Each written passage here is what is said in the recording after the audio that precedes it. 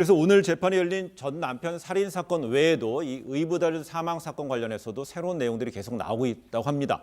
하지만 아직까지 명확한 결론을 내리지 못한 경찰이 이 다른 지역 경찰청 프로파일러까지 동원해서 막바지 검증에 나섰다는 소식도 좀 있습니다. 그렇습니다. 예. 이게 그 아들, 그러니까 지금 의붓아들이죠. 의붓아들, 예. 고씨 의붓아들 같은 경우에는 살인의 어떤 이 두 가지 추측이 가능하다고 볼 수 있어요. 검찰이나 경찰도 두 가지를 함께 보고 있는 것 같아요. 예. 첫째는 그러니까 아버지가 함께 잠을 자면서 과실치사라고 할 수 있겠죠. 본인의 발이 이제 눌려서 아이가 사망했을 가능성도 보고 있지만 네. 지금 이 아버지 같은 친아버지 같은 경우에는 고희종 씨가 살해했다고 하는 강력한 의혹을 제기하고 있는 상황이거든요. 그래서 경찰이 이 두 가지를 놓고 아직도 결론을 못 내린 것 같습니다. 예. 그러다 보니까 결국 증거가 많지 않고 여러 가지로 정황만 있는 상황에서 전문가 분석을 하려고 하는 의도를 보이고 있는 것으로 보여지고요. 네. 그래서 경찰이 그 다른 수사 지역, 그러니까 다른 지역의 타 지역의 경찰 수사관들이나 프로파일러들을 5명 정도 더 불러와서 이분들을 중심으로 해서 프로파일링 작업을 하고 있는 것으로 알려지고 있고, 여기서 결론이 나오면 여기서 끝내지 않고 또 전문가들,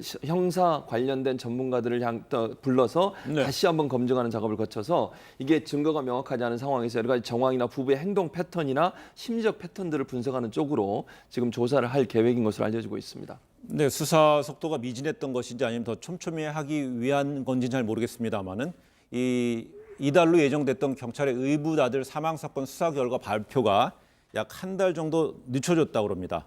이 어떻게 수사 결과가 이 전 남편 살인 사건 재판에 어떤 영향을 끼칠지 어떤 상관성이 좀 있다고 봐야 될까요? 뭐 그런 것도 있지만 사실은 충북지방경찰청이 상당히 부담감을 느끼고 있기 때문이다. 예. 특히 현 남편이 그 자신의 아들 사망과 관련해서 여론 플레이를 하고 있다고 지금 경찰청에서 보고 있습니다. 그래서 그런데 만약에 제대로 되지 않은 섣불리 결론을 내려가지고 잘못된 게 나중에 드러나게 되면 본인들에게 불리하다고 생각하는 부분도 있는 것 같고요. 또 하나는 그동안에 그 포인트를 잡고 방향성을 가지고 수사하던 방향이 조금 안 맞는 부분들이 예. 지금 밝혀진 것 같아요. 그래서 아직 명확하게 그 부분에서 말은 하고 있지 않습니다만은 좀 신중을 기하기 위해서다 이렇게 보는 게 맞는 것 같습니다. 네.